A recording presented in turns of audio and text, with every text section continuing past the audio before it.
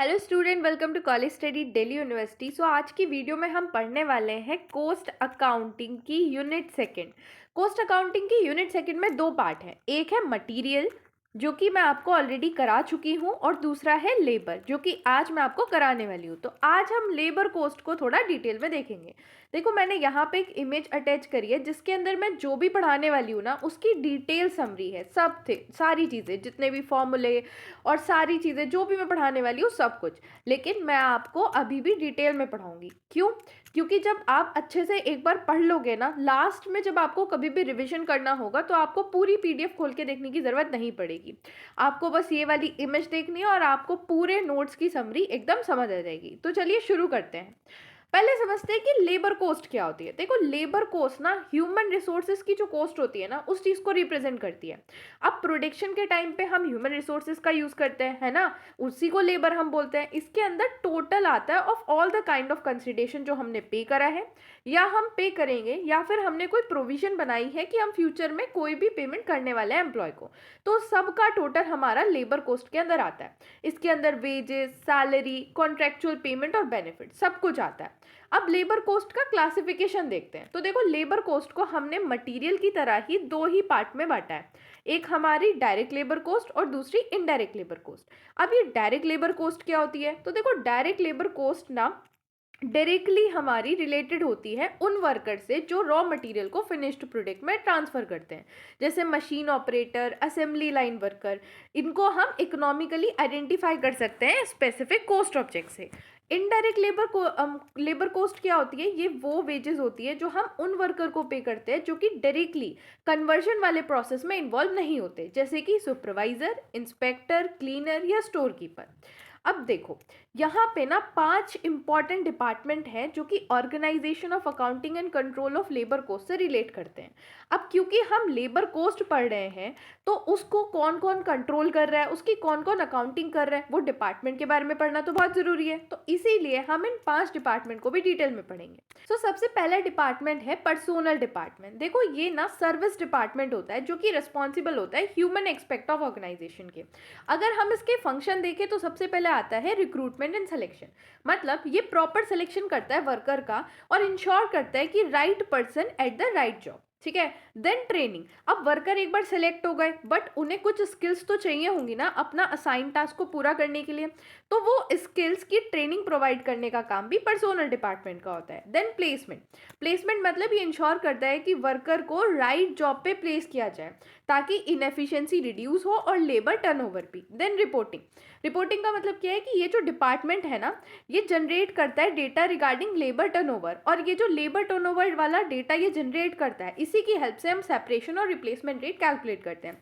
अब ये चीज़ ना मैं आपको आगे पढ़ाऊंगी कि what is separation rate and replacement rate. अभी बस आप इतना याद रखो कि इस डेटा की हेल्प से हम सेपरेशन और रिप्लेसमेंट रेट को कैलकुलेट करते हैं। Now moving to the next department, that is engineering department. देखो, ये डिपार्टमेंट ना टेक्निकल और ऑपरेशनल एक्सपेक्ट ऑफ प्रोडक्शन पे फोकस करता है।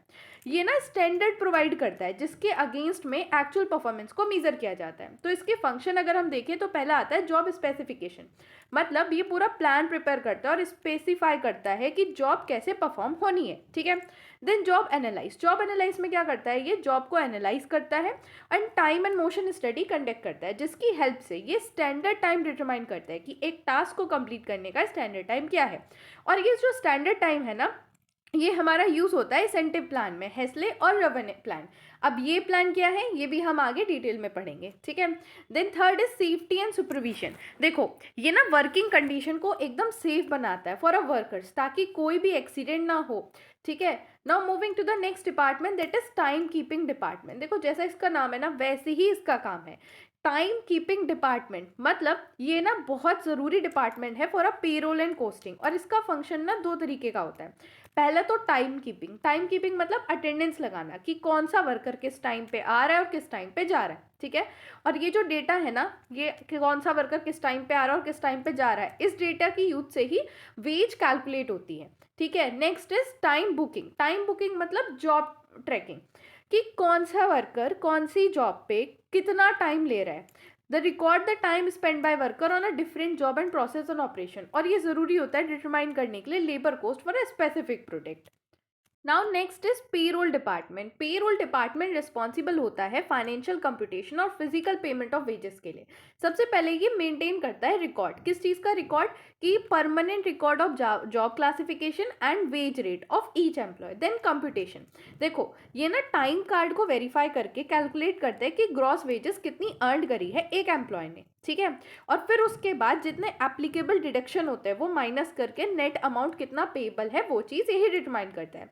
देन डॉक्यूमेंटेशन, ये ना वेज शीट प्रिपेयर करता है जो कि समराइज करती है कि टोटल अमाउंट कितना वर्कर्स को पे किया जाएगा, और इसके साथ साथ पे स्लिप भी यही कैलकुलेट करता है।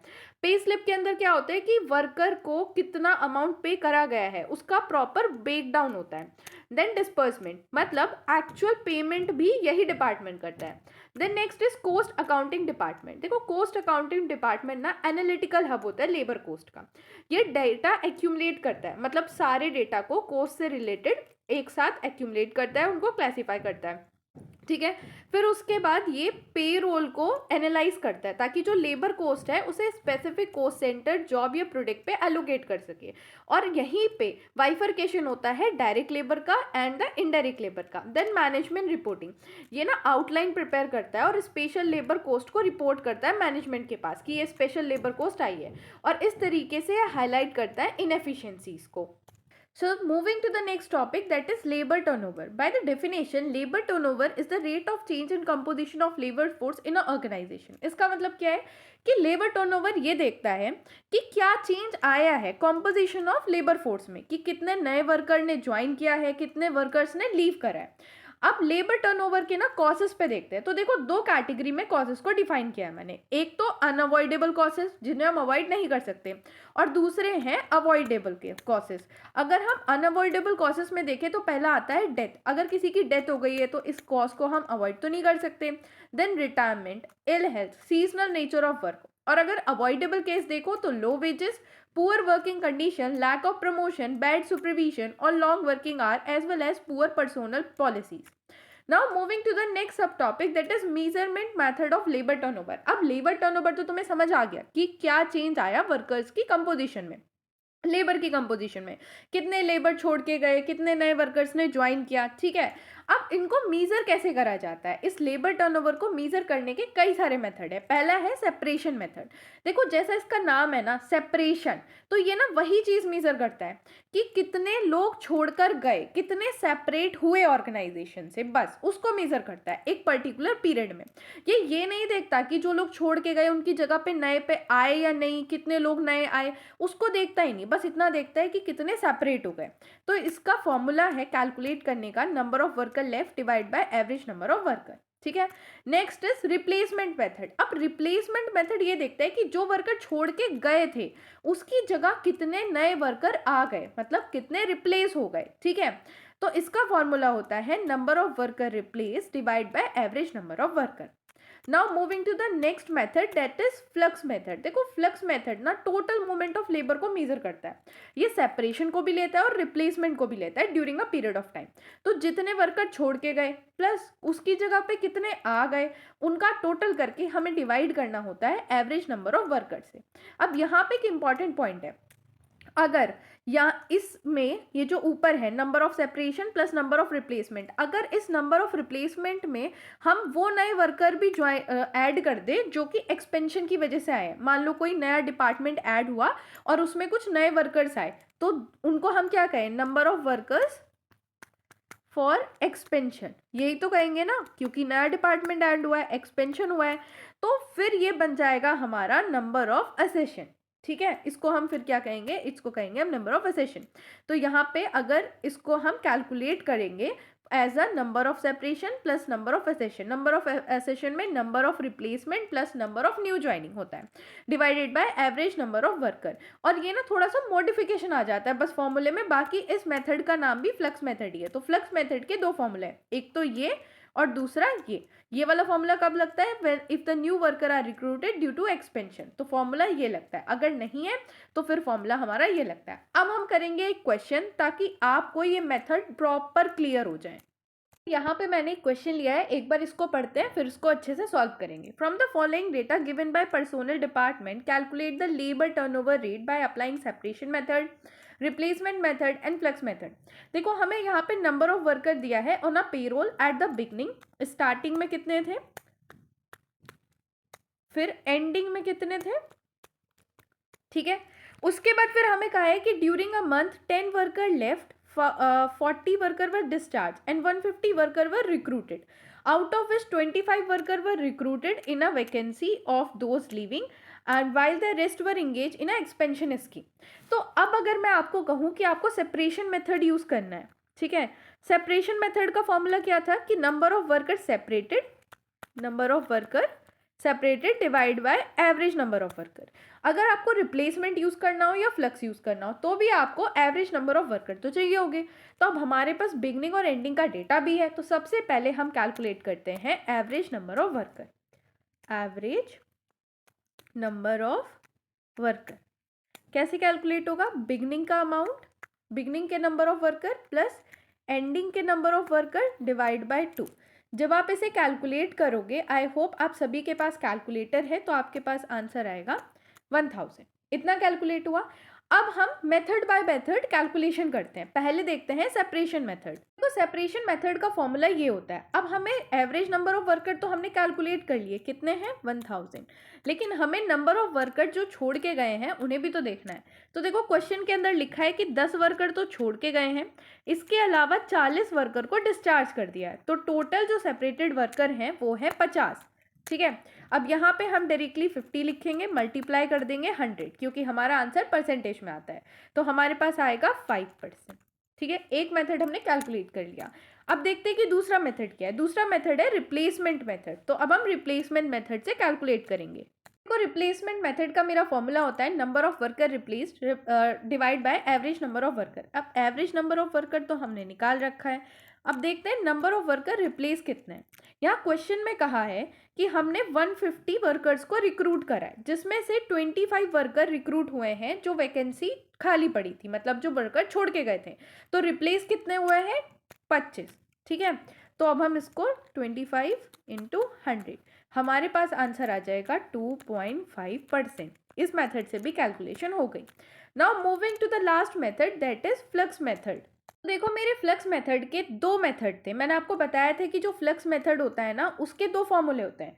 पहले में तो number of worker replace plus separate plus new addition भी होता है, लेकिन दूसरे वाले में न्यू एडिशन को हम नहीं ले रहे होते, ठीक है। अभी ऊपर आपको पढ़ाया था, तो यहाँ पे मैं दूसरा वाला फॉर्मूला यूज कर रही हूँ जिसके अंदर न्यू एडिशन भी हम कम लेते हैं, ठीक है।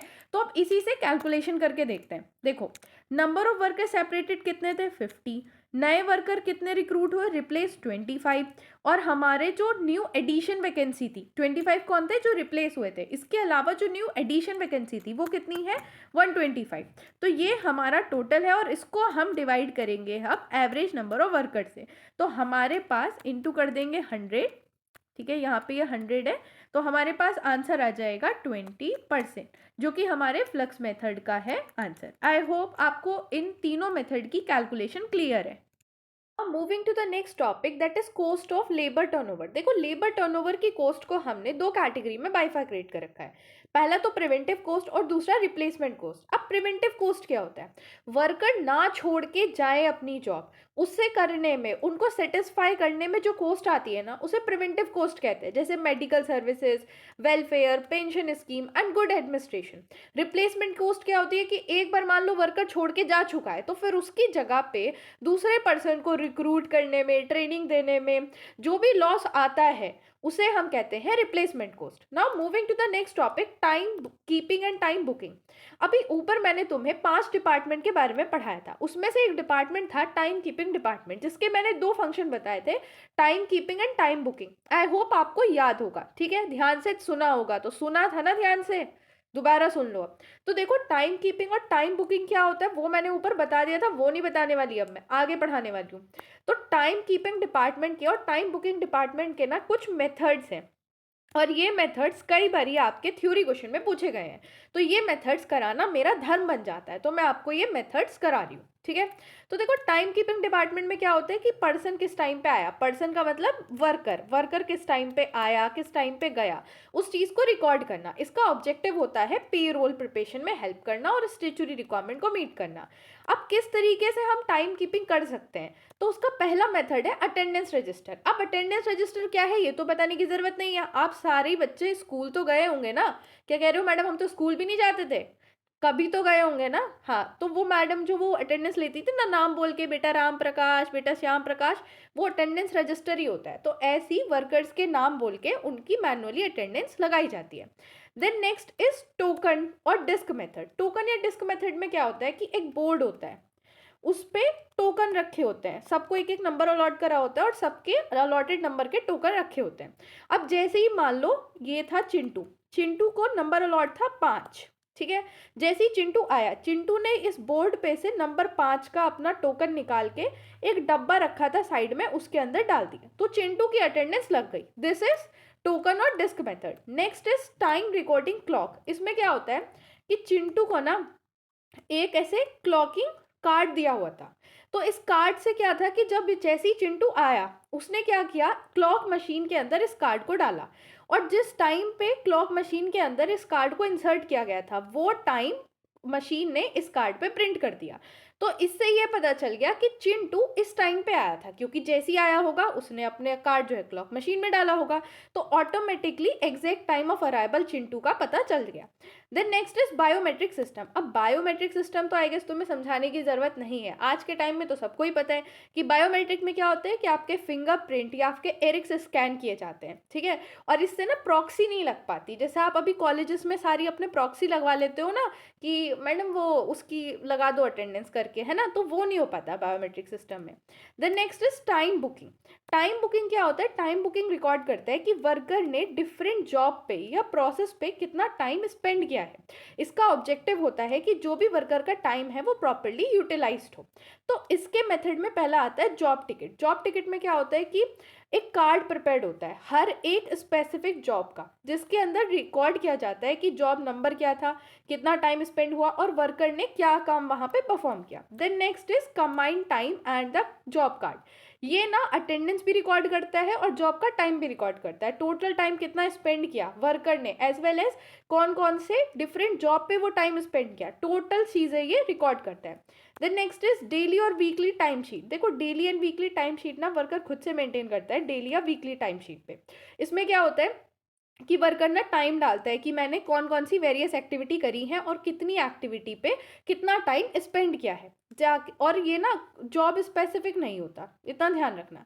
Then next is piece work card. Piece work card तब यूज किया जाता है जब वर्कर को ना आउटपुट के बेसिस पे पे करा जाता है। अभी तक हम इनपुट के बेसिस पे समझ रहे थे, इनपुट क्यों, कि कितना टाइम उसने स्पेंड किया, that is input. But peace work card में ना तब यूज होता है जब आउटपुट के बेसिस पे करा जाता है, मतलब कितनी यूनिट बन गई। तो इस कार्ड के अंदर नंबर ऑफ यूनिट कितनी प्रोड्यूस हुई, उसमें से कितनी रिजेक्ट हुई और कितनी एक्सेप्ट हुई, ये सारी चीजें लिखी होती है और इसी की हेल्प से वेजेस कैलकुलेट होती है। Now moving to the next topic that is payroll department. तो देखो पेरोल डिपार्टमेंट रिस्पॉन्सिबल होता है for a financial administration of workforce. इसका प्राइमरी फंक्शन होता है कि जो भी वेजेस पे करी जानी है ना वर्कर को, उसकी कैलकुलेशन करना और डिस्पर्समेंट करना। एक तरीके से ये ब्रिज की तरह काम करता है between the time keeping department and the actual payment of money to the employee. अब देख लेते हैं इसके की फंक्शंस क्या हैं। तो देखो इसके 6 स्पेसिफिक फंक्शन है। पहला रिकॉर्ड मेंटेनेंस, मतलब जो भी job classification, department, wage rate है हर एक एम्प्लॉय की, उसका रिकॉर्ड मेंटेन करना। दूसरा वेरिफिकेशन। वेरिफिकेशन में क्या होता है कि किसी वर्कर ने कितने टाइम काम करा है on a daily time card के बेसिस पे ये उस चीज को वेरीफाई करता है और समराइज करता है।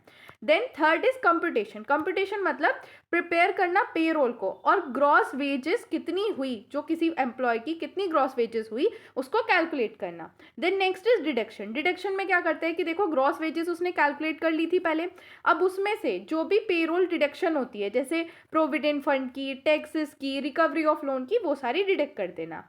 And next is history. History maintain करना, मतलब इस साल से पिछले साल कितना पेरोल जो था वो पेएबल था किसी वर्कर को, उसका पूरा का पूरा रिकॉर्ड मेंटेन करना। एंड डिस्पर्समेंट मतलब एक्चुअल वेजेस पेमेंट करना टू द वर्कर को।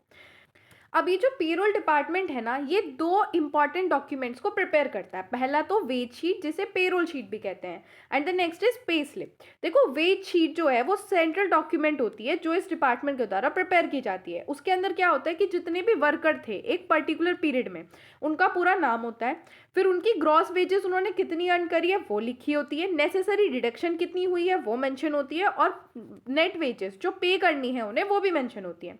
और फिर बाद में जाके इसी की हेल्प से जो पे रोल एंट्री होती है जनरल लेजर में for the cost account control. The next is pay slip. Pay slip में क्या होता है कि वर्कर को ना पूरी इंफॉर्मेशन प्रोवाइड करती है। किस चीज़ की इंफॉर्मेशन? कि उसको पे होने से पहले, मतलब एक्चुअल पेमेंट होने से पहले, कि कितना कितना अमाउंट उसने अर्न करा था, क्या क्या डिडक्शन उसके अंदर हो गई है, सारी चीज़ें लिखी होती है डिटेल में। बेसिक वेजेस, अलाउंस कितना है, स्पेसिफिक डिडक्शन, और इसके बाद नेट अमाउंट कितना उसे पेएबल है, ताकि उसे पता चल जाए कि कहाँ कहाँ मेरा पैसा कटा है और कितना पैसा मुझे मिलने वाला है। Now moving to the next topic, that is idle time और ओवर टाइम। आइडल टाइम क्या होता है? आइडल टाइम का मतलब होता है खाली समय। खाली समय अब क्या समझाना चाह रही हूँ मैं, देखो ये वो टाइम होता है जिसके लिए हम वर्कर को पे तो करते हैं, लेकिन इस टाइम पे कोई प्रोडक्शन नहीं होती है। अब इसे ना दो कैटेगरी में डिवाइड करा है, एक तो नॉर्मल आइडल टाइम और एक abnormal idle time. Normal idle time वो होता है जिसे हम अवॉइड नहीं कर सकते, जैसे कि मान लो गेट से डिपार्टमेंट तक जाने का टाइम, अब इसे तो अवॉइड नहीं कर सकते ना, आप हवाई जहाज तो नहीं ला सकते उतनी दूरी के लिए। मशीन को सेटअप करने का टाइम, टी ब्रेक, ये सब। अब नॉर्मल आइडल टाइम का ट्रीटमेंट कैसा होता है, तो देखो इसको ना हम जो हमारे गुड्स प्रोड्यूस होते हैं उन्हीं पे चार्ज कर देते हैं, जैसे कि मैंने आपको मटेरियल वाले में बताया था, ठीक है। दूसरा एबनॉर्मल आइडल, देखो एबनॉर्मल आइडल टाइम वो टाइम होता है जो इनएफिशिएंसी की वजह से हमने खोया होता है, इसको हम अवॉइड कर सकते थे, जैसे कि power failure, raw material shortage या स्ट्राइक। अब इसका ट्रीटमेंट क्या होता है कि इसको हम कोस्टिंग प्रॉफिट लॉस अकाउंट में चार्ज कर देते हैं। Then next concept is overtime. Overtime क्या होता है? अगर कोई भी वर्कर वर्किंग आवर्स के बियॉन्ड जाके काम करता है उसे कहते हैं ओवर टाइम, और इसके लिए जनरली वर्कर्स को हायर प्रीमियम रेट पे करना पड़ता है हमें। अब इसकी डिसएडवांटेज बहुत सारी हैं। क्यों? क्योंकि over time total labour cost बढ़ाता है ड्यू टू ओवर पेमेंट। इसके साथ साथ कंटिन्यूस ओवर टाइम वर्कर्स में फटीग लेके आता है, मतलब वर्कर्स थक भी तो जाएंगे ना अगर ओवर टाइम करते रहेंगे तो, जिससे एफिशिएंसी लो हो जाती है और प्रोडक्टिविटी भी कम हो जाती है। अब ओवर टाइम से ना सिर्फ तीन ही चीज़ें मोस्टली पूछी गई हैं। पहली तो उसकी डेफिनेशन जो मैंने आपको पढ़ा दी, उसके बाद उसके डिसएडवांटेज जो मैंने कवर करा दी, and the third is treatment which is very important और बार बार ये पूछा गया। देखो अगर कस्टमर की डिज़ायर की वजह से ओवर टाइम हुआ है तो हम उस स्पेसिफिक जॉब पे इस ओवर टाइम की जो कॉस्ट है वो चार्ज कर देते हैं। अगर जनरल वर्क प्रेशर की वजह से हुआ है तो हम इस ओवर टाइम की कॉस्ट को एज अ ओवरहेड ट्रीट करते हैं, और अगर एबनॉर्मल रीजन की वजह से हुआ है, जैसे ब्रेक डाउन हो गया इस वजह से, तो उसे हम कॉस्टिंग पीएनएल में चार्ज कर देते हैं। So the next topic is method of ways payment. देखो मेथड ऑफ वेज पेमेंट वो बेसिस होता है जिसके बेसिस पे वर्कर को पे करा जाता है for the work they have perform. एक सुटेबल वेज सिस्टम वही है जो कि फेयर वेजेस प्रोवाइड करे वर्कर को और reasonable labour cost they for a employer. अब हम ना तीन तरह के जो मेन मेथड हैं फॉर द वेज पेमेंट उनको पढ़ने वाले हैं। पहला तो टाइम रेट सिस्टम है, दूसरा पीस रेट सिस्टम है, और तीसरा अभी हम देखेंगे। पहले टाइम रेट सिस्टम देखते हैं। तो देखो टाइम रेट सिस्टम में ना wages according to the time spend at the work पे करी जाती है। मान लो किसी ने 1 घंटा स्पेंड करा है तो उसके बेसिस पे, या 1 मंथ स्पेंड करा है उसके बेसिस पे, कितनी क्वांटिटी प्रोड्यूस हुई है उससे कोई मतलब नहीं होता। तो इसका फॉर्मूला ना कुछ इस तरीके से दिखता है, time work into rate per hour of time. मान लो मैंने यहाँ पे एक एग्जाम्पल भी दिया है कि वर्कर ने 8 घंटे काम करा है एक दिन में, और 1 घंटे का रेट था 100 रुपये, तो उस वर्कर को बड़े आराम से 800 रुपये मिल जाएंगे पर डे, ठीक है। इसकी एडवांटेज क्या होती है? तो ये ईजी और सिंपल होता है कैलकुलेट करना। फिक्स्ड और स्टेबल इनकम गारंटी करता है वर्कर को और इनकरेज करता है बेटर क्वालिटी ऑफ वर्क। ये सुटेबल होता है जब output can not be measured accurately. Disadvantage क्या है कि no incentive for efficient worker. अगर कोई वर्कर ज़्यादा काम कर रहा है उन्हीं 4 घंटे में, मान लो ये चिंटू है और ये मिंटू है। अब चिंटू ना बहुत ही कमेरा है। कमेरे का मतलब क्या होता है कि वो 1 घंटे में 40 यूनिट प्रोड्यूस कर रहा है, लेकिन मिंटू ना थोड़ा आलसी है। वो लगाता तो पूरा 1 घंटा है लेकिन प्रोड्यूस सिर्फ 20 यूनिट करता है। तो क्या चिंटू को ऐसा लगेगा कि मेरा कोई फ़ायदा हो रहा है? क्योंकि अमाउंट तो दोनों को इक्वली मिलेगा, तो चिंटू को ये लगेगा कि क्या फ़ायदा 40 यूनिट प्रोड्यूस करने का, मैं भी 20 ही करता हूँ। तो there is no incentive for efficient worker. Inefficient worker are also paid equally. Chintu को भी उतने ही मिलेंगे, मिंटू को भी इतने ही मिलेंगे, and require the close supervision, क्योंकि हो सकता है कि चिंटू जो है वो आराम ना कर रहा हो, बट मिंटू आराम से बैठ के आराम कर रहा हो और बाद में 20 यूनिट ही प्रोड्यूस कर रहा हो और जाके दिखा दे कि मैंने तो 1 घंटा काम करा है, and this lead to the idle time. Then next system is piece rate system. Piece rate system में क्या होता है कि कितना आउटपुट प्रोड्यूस करा है वर्कर ने, मतलब नंबर ऑफ यूनिट कितनी कंप्लीट करी गई है, उस बेसिस पे पेमेंट करी जाती है। इसका फॉर्मूला होता है number of unit produce into rate per hour. देखो इसका एग्जाम्पल क्या है कि मान लो 50 यूनिट एक वर्कर ने प्रोड्यूस करी और 1 यूनिट की कॉस्ट थी 20 रुपये, 1 यूनिट का रेट रखा हुआ था 20 रुपये, तो 50 इंटू 20 उसे 1000 रुपये आराम से मिल जाएंगे। अब जितनी भी डिसएडवांटेज थी ना ऊपर वाले मेथड की, इस मेथड की, वो सारी की सारी इसकी एडवांटेज में बदल जाएंगी। कैसे? Strong incentive for efficient worker, increase the productivity, reduce the need for close supervision, make labour cost per unit easy to calculate. और डिसएडवांटेज क्या है कि क्वालिटी ऑफ वर्क में सफर ड्यू टू रशिंग, क्योंकि अब चिंटू को दिख रहा है और मिंटू को भी दिख रहा है कि जितनी यूनिट हम प्रोड्यूस करेंगे उतने के हिसाब से पैसे मिलेंगे। तो चिंटू भी 40 की जगह 50 यूनिट बनाने की कोशिश करेगा और मिंटू भी कि ये 50 बना रहा, मैं तो 60 बनाऊंगा, लेकिन उसके चक्कर में जो क्वालिटी है, जो यूनिट्स प्रोड्यूस हो रही है उनकी क्वालिटी तो खराब हो सकती है। No guarantee of minimum wages, worker may be over work और causing a health problem, not suitable when worker depend on team और मशीन। अब तीसरा जो सिस्टम है वो है incentive wage plan. Incentive wage plan को ध्यान से समझना, क्योंकि इसको हमें डिटेल में पढ़ना भी है और आपके इसके इंसेंटिव वेज प्लान के आगे हमें मेथड भी पढ़ने हैं।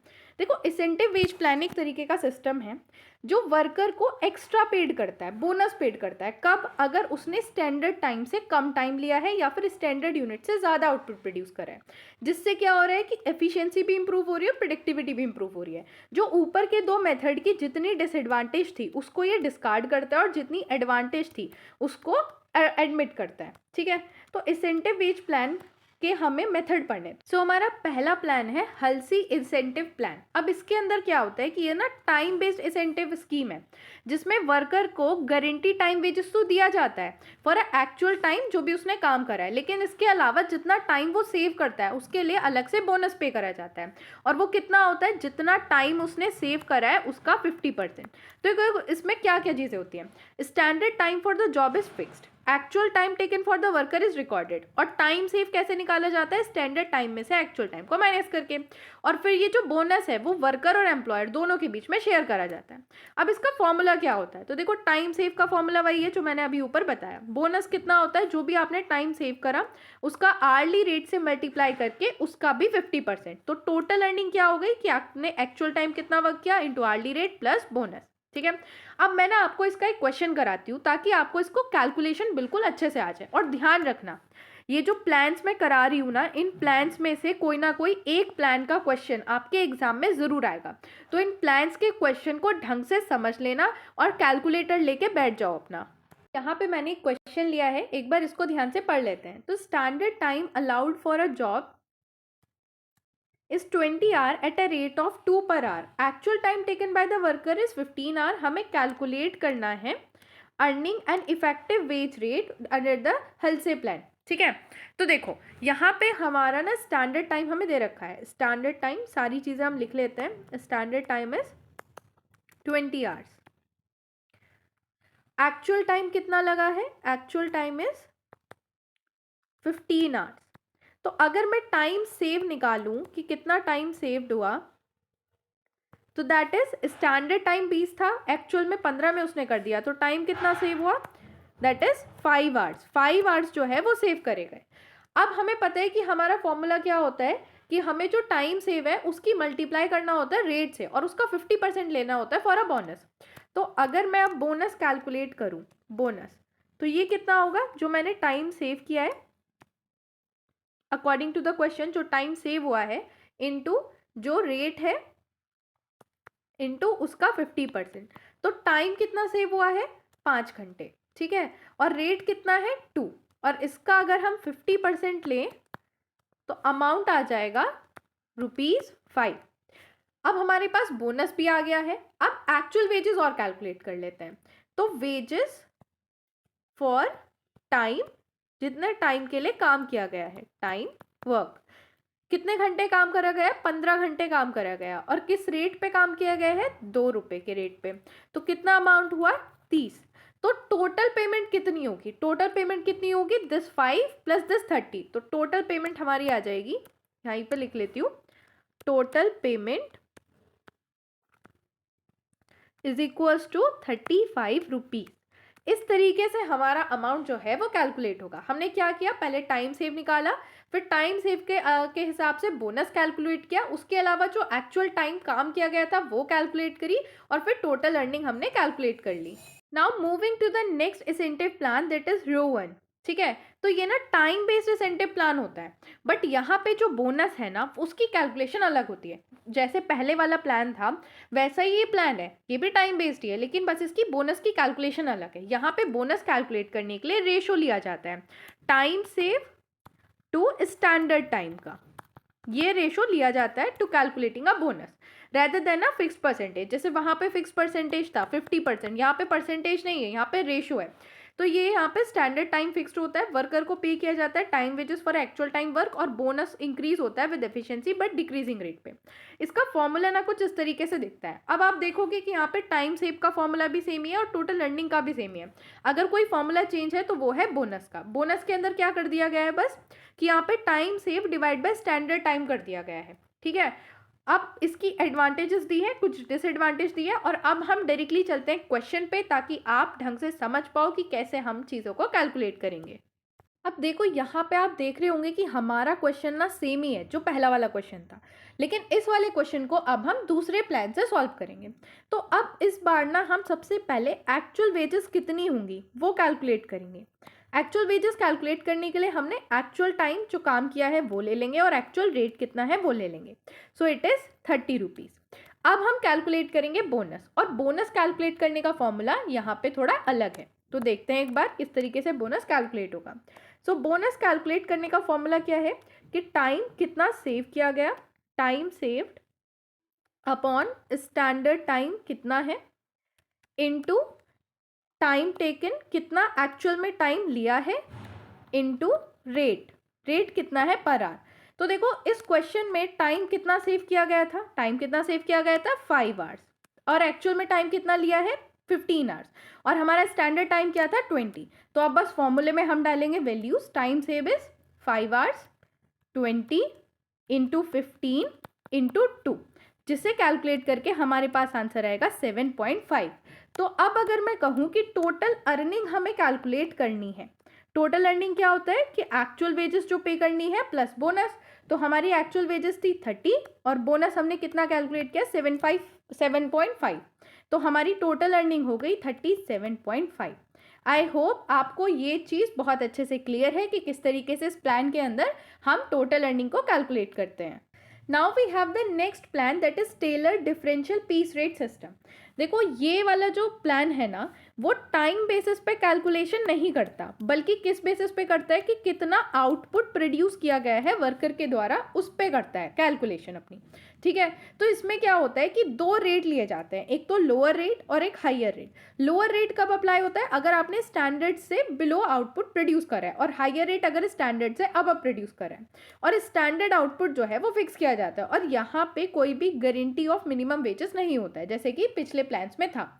अब इसका फॉर्मूला देख लेते हैं। तो इसका फॉर्मूला देखो बड़ा सिंपल सा है, लेकिन इसकी कैलकुलेशन उतनी ही हार्ड पड़ती है as compare to above two plans. अगर आपका आउटपुट कम है स्टैंडर्ड आउटपुट से, तो एक्चुअल आउटपुट की मल्टीप्लाई लोअर पीस रेट से कर दी जाएगी, और अगर आपका आउटपुट ज़्यादा है तो हायर पीस रेट से कर दी जाएगी। अब हम डायरेक्टली चलते हैं क्वेश्चन पे, ताकि हम देखें कि कैसे होती है इसकी कैलकुलेशन। तो देखो यहाँ पे मैंने क्वेश्चन ले लिया है, इसको थोड़ा पढ़ते हैं और फिर इसको बहुत शांति से समझना, सच में बहुत शांति से समझने की ज़रूरत है, वरना कहोगे कि मैम क्या समझा दिया, समझ नहीं आया। थोड़ा शांति रख के, ये फ़ोन में जो अभी इंस्टा खुला हुआ है ना इसे रख दो वापस, ध्यान से सुन लो। तो देखो, using a tailor plan calculate the earning of worker from the following information. यहाँ पे नॉर्मल रेट आर दे रखा है 12, मतलब जो नॉर्मली रेट है 1 घंटे का वो है 12 रुपये। स्टैंडर्ड टाइम जो है एक पीस को प्रोड्यूस करने का वो है 20 मिनट। अब 1 घंटे मतलब एक दिन में 9 घंटे वर्कर्स काम करते हैं। ठीक है, जो वर्कर ए है वो 26 यूनिट प्रोड्यूस करता है 9 घंटे में, और वर्कर बी जो है वो 30 यूनिट प्रोड्यूस करता है 9 घंटे में। अब हमें कैलकुलेशन करनी है, तो सबसे पहले तो हमें ये निकालना पड़ेगा कि 1 घंटे में कितनी स्टैंडर्ड यूनिट प्रोड्यूस होनी चाहिए। क्या हमें यहाँ पे स्टैंडर्ड यूनिट्स कितनी प्रोड्यूस होनी चाहिए 1 घंटे में दिया है? नहीं, हमें बस स्टैंडर्ड टाइम दिया है कि 1 यूनिट प्रोड्यूस करने का स्टैंडर्ड टाइम है 20 मिनट। तो अब सबसे पहले हम कैलकुलेट करते हैं कि 1 घंटे में कितनी यूनिट प्रोड्यूस होनी चाहिए। देखो, 1 घंटे में कितनी मिनट्स होती हैं? 60 मिनट्स होती हैं। स्टैंडर्ड टाइम क्या है 1 यूनिट को प्रोड्यूस करने का? 20 मिनट्स है। तो अगर मैं 60 को 20 से डिवाइड कर दूं तो मेरे पास कितनी यूनिट्स प्रोड्यूस होनी चाहिए 1 घंटे में? वो आ जाएगा ना, आ जाएगा ना, ठीक है। तो जब आप इसे कैलकुलेट करोगे तो आपके पास आएगा 3 यूनिट्स। मतलब स्टैंडर्ड ये सेट करा गया है कि 1 घंटे में आपको 3 यूनिट प्रोड्यूस करनी है। अब अगर हमें 1 घंटे का मिल गया है तो क्या हम 9 घंटे का निकाल सकते हैं? बहुत आराम से निकाल सकते हैं। 1 घंटे में कितनी होनी चाहिए? 3 यूनिट्स। तो 9 आवर्स में कितनी होनी चाहिए? 3 इंटू 9, 27 यूनिट एक दिन में प्रोड्यूस होनी चाहिए। मतलब 9 घंटे में 27 यूनिट्स प्रोड्यूस होनी चाहिए। अब हमें अलग अलग वर्कर का अलग अलग देखना है। देखो, यहाँ पे 2 वर्कर दिए हुए हैं। वर्कर ए जो है वो सिर्फ 26 यूनिट्स बना रहा है और वर्कर बी 30 यूनिट। तो मतलब ये स्टैंडर्ड जो आउटपुट होना चाहिए उससे कम प्रोड्यूस कर रहा है और ये स्टैंडर्ड आउटपुट से ज़्यादा प्रोड्यूस कर रहा है, ठीक है। लेकिन अब हमें 2 चीज़ और कैलकुलेट करनी है। क्या? एक तो lower piece rate, lower piece rate, और दूसरा हायर पीस रेट। ये 2 चीज़ हमें कैलकुलेट करनी है। अब लोअर पीस रेट कैसे आएगा? देखो, पहले तो हमें स्टैंडर्ड पीस रेट पता होना चाहिए। क्या हमें पता है? हाँ, शायद क्वेश्चन में दिया हो। हमें दिया है कि नॉर्मल रेट जो है 1 घंटे का वो 12 रुपये है 1 घंटे का। तो 1 यूनिट का कितना होगा? क्या हम निकाल सकते हैं? बिल्कुल निकाल सकते हैं। जब हमें ये पता है कि 1 घंटे के अंदर जो स्टैंडर्ड यूनिट है वो 3 यूनिट्स हैं और 1 घंटे का जो रेट है वो 12 रुपये है, तो 1 यूनिट का कितना रेट आएगा? निकाल सकते हैं ना। अगर हम 12 को डिवाइड कर दे 3 से तो हमारे पास 1 यूनिट का रेट आ जाएगा ना। स्टैंडर्ड कितना आएगा? 4 आएगा। तो मतलब हमारे पास स्टैंडर्ड रेट आ गया कि स्टैंडर्ड पीस रेट कितना है? 4 पर यूनिट है। अब हमें निकालना है लोअर पीस रेट और हायर पीस रेट। देखो, लोअर पीस रेट और हायर पीस रेट की ना वैसे तो परसेंटेज दी होती है, बट क्योंकि क्वेश्चन में नहीं दी है तो हम खुद से अज्यूम करेंगे और अजम्पशन आपको एक ही रखनी है अगर क्वेश्चन में नहीं दी होती। लोअर पीस रेट कितना होता है? 80% ऑफ द स्टैंडर्ड अमाउंट, और हायर पीस रेट कितना होता है? 120%। मतलब जो हमारा 4 आया है उसको हम 80% से मल्टीप्लाई करेंगे, ठीक है। 4 का हम 80% निकालेंगे जो आएगा 3.20। तो ये हमारा लोअर पीस रेट है। और अभी हम 4 को मल्टीप्लाई करेंगे 120% से और हमारे पास आएगा 4.80। ये हमारा हायर पीस रेट है। अब हमारे पास बाकी सारी चीज़ें आ गई हैं, बस हमें ये निकालना है कि वर्कर ए को कितना अमाउंट दिया जाएगा और वर्कर बी को कितना अमाउंट दिया जाएगा। देखो, हमें पता है कि जो वर्कर ए है वो 26 यूनिट प्रोड्यूस कर रहा है, तो इसलिए उस पर लोअर पीस रेट लगेगा, जो कि हमने कितना कैलकुलेट किया था? 3.20। और जो वर्कर बी है वो 30 यूनिट्स प्रोड्यूस कर रहा है, तो उस पर हमारा हायर पीस रेट लगेगा, दैट इज़ 4.80। तो अगर आप सभी ने मेरी बात मान के कैलकुलेटर उठा लिया है तो आप फटाफट कैलकुलेट करो कितना अमाउंट आपका आ रहा है और मेरे अमाउंट से मैच करो कि क्या यही आपका अमाउंट आ रहा है, ठीक है। देखो, तो ये अमाउंट हमारा आएगा, ए को मिलेंगे 83.20 और बी को मिलेंगे 144, ठीक है। इस तरीके से कैलकुलेशन होगी। आई होप आपको ये कैलकुलेशन बहुत ढंग से समझ आई हो, क्योंकि आपको अब दिख रहा होगा कि ये इतनी सिंपल नहीं है। भले ही फॉर्मूला तो बहुत ही सिंपल था, बट जब आप इसे कैलकुलेशन करोगे तो क्वेश्चन काफ़ी घुमा के आते हैं। Now moving to the last topic and the very important topic, special item. अब ये स्पेशल आइटम क्या होता है? तो देखो, स्पेशल आइटम ना वो कॉस्ट होती है जो कि डायरेक्टली करस्पॉन्डिंग नहीं होती to the hour work on a specific job, लेकिन इसका प्रॉपर अकाउंटिंग ट्रीटमेंट बहुत ज़्यादा ज़रूरी होता है। अब इसमें कई सारी आती हैं, जैसे कि अगर वर्कर छुट्टी पे है तो उसको पे कर रहे हैं हम, तो उसकी कॉस्ट, क्योंकि उस टाइम पे कोई प्रोडिक्शन तो हो नहीं रही कि हम जो है कॉस्ट ऑफ प्रोडिक्शन में उसको चार्ज कर दे डायरेक्टली। या फिर मान लो कुछ बेनिफिट्स दे दिए हमने, लेबर्स को बहुत सारे बेनिफिट्स अंडर द लॉ भी प्रोवाइड करने पड़ते हैं, तो वो सारी कॉस्ट को हम कैसे ट्रीट करेंगे वही हम डिटेल में पढ़ने वाले हैं। सबसे पहले है लीव विद पे। फैक्ट्री एक्ट के अंडर वर्कर को एनुअल लीव दी जाती है विद द फुल पे for a specified number of day in a year, जिसके अंदर कैजुअल लीव, मेडिकल लीव और स्पेशल लीव आती है। तो इस टाइम पे कोई काम तो हुआ नहीं होता, ना ही कोई प्रोडक्शन होती है, तो इसका अकाउंटिंग ट्रीटमेंट हम कैसे करते हैं? देखो, दो मेथड है। सबसे पहले ओवरहेड मेथड, मतलब जो भी ये कॉस्ट आ रही है ना, उसको हम इनडायरेक्ट लेबर कॉस्ट में चार्ज कर दें अंडर द ओवरहेड। अब अगर किसी को ये समझ नहीं आ रहा कि मैम ये इतने टाइम से आप ओवरहेड पढ़ा रही हो, क्या है ये ओवरहेड, तो देखो अपना ना सिलेबस उठा के देखो। सिलेबस के अंदर जो आपकी यूनिट थर्ड है वो आपकी ओवरहेड ही है। तो अभी बस इतना समझो कि ओवरहेड में चार्ज कर दिया जाएगा। जब मैं इसके बाद आपको यूनिट थर्ड पढ़ाऊंगी तो ओवरहेड आपको अपने आप समझ आ जाएगा। And the second method is inflated rate method, मतलब जो डायरेक्ट लेबर कॉस्ट है ना उसको बढ़ा के दिखा दो, उसके अंदर ये वाली कॉस्ट ऐड कर दो और उसको बढ़ा के दिखा दो। Then next is holiday pay. Holiday pay क्या होता है कि जैसे Holi, Diwali, republic day, independence day, इन डेज पे होती तो छुट्टी है, लेकिन फिर भी वर्कर्स को पे करना पड़ता है और इस टाइम पे कोई भी प्रोडक्शन नहीं होती, तो इसका अकाउंटिंग ट्रीटमेंट भी वैसा ही होता है जैसा अभी हमने ऊपर पढ़ा लीव पे का। Then next is profit sharing bonus. Under the payment of bonus act minimum amount of bonus हमेशा ही वर्कर को पे करना पड़ेगा, भले ही आपको प्रॉफिट हो या ना हो।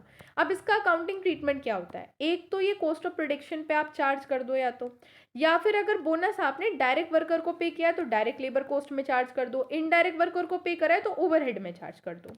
Then next is fringe benefit. Fringe benefits में क्या होता है कि एडिशनल बेसिक मतलब एडिशनल बेनिफिट्स जो दिए जाते हैं ना वर्कर को apart from basic wages and salary, वो इस बेनिफिट्स में आते हैं। जैसे कि मॉनेटरी बेनिफिट में dearness allowance, night shift allowance वगैरह दे दिए। नॉन मॉनेटरी बेनिफिट्स में subsidise conveyance, subsidise canteen facility, वो सब। अब इसके ट्रीटमेंट के भी दो मेथड है। एक तो आप कॉस्ट को इन्फ्लेट करके दिखा दो, मतलब बढ़ा के दिखा दो, या फिर ओवरहेड में चार्ज कर दो। ठीक है, तो इसी के साथ आपकी यूनिट सेकंड होती है पूरी की पूरी तरह complete. So thanks for watching. Video को लाइक करो, चैनल को सब्सक्राइब करो और वीडियो को हाइप भी करो। एंड गाइस, अगर आपको ये नोट्स चाहिए जिन नोट्स से मैंने आपको पढ़ाया था, तो आप इन्हें परचेस कर सकते हो from the help of Google form, और गूगल फॉर्म का लिंक आपको डिस्क्रिप्शन बॉक्स में मिल जाएगा। इसके अलावा आप टेलीग्राम चैनल भी ज्वाइन कर सकते हो। वहाँ पर अगर आपको कोई भी दिक्कत है, कुछ भी परेशानी है, तो आप लिख सकते हो, और टेलीग्राम चैनल का लिंक भी आपको डिस्क्रिप्शन बॉक्स में मिल जाएगा। So thank